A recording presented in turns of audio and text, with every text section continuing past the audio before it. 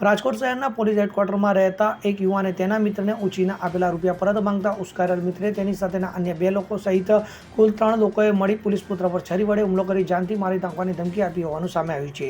ત્યારે આ સમગ્ર ઘટના દુકાન પર લાગેલા સીસીટીવી કેમેરામાં કેદ થઈ જવા પામી હતી।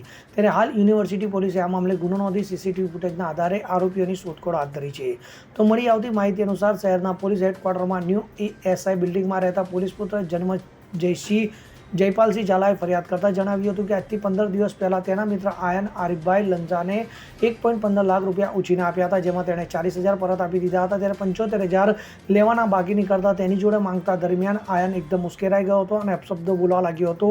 તો તેની સાથે રહેલ યશુ પ્રવીણભાઈ દવેરા દ્વારા તેને માર મારવામાં આવ્યો હોવાનું જણાવ્યું હતું। આ દરમિયાન આયને પોતાની પાસે રહેલ છરી વડે ડાબા પગના સાથળના પાછળના ભાગે 2 ઘા મારી દીધા હોવાનું ફરિયાદી યુવાને જણાવ્યું હતું। ત્યારે આ ઘટનાને લઈને ઘણા લોકો સ્થળે ભેગા થઈ જતા 3 લોકો ત્યાંથી નાસી છૂટ્યા હતા। જે બાદ યુવાનના મિત્રો કામિલ અરબાઝ અને હર્ષિતસિંહે તેમને સારવાર માટે ખાનગી હોસ્પિટલમાં લઈ આવ્યા હોવાનું યુવાને જણાવ્યું હતું, જેથી આ ત્રણેય વિરુદ્ધ ફરિયાદ નોંધી કાયદેસરની કાર્યવાહી કરવા પોલીસ પાસે યુવાન દ્વારા માંગ કરવામાં આવી હતી। તો આ સમગ્ર મામલે યુનિવર્સિટી પોલીસે હાલ ગુનો નોંધી આગળની તપાસ હાથ ધરી છે। Bureau report CN24 news.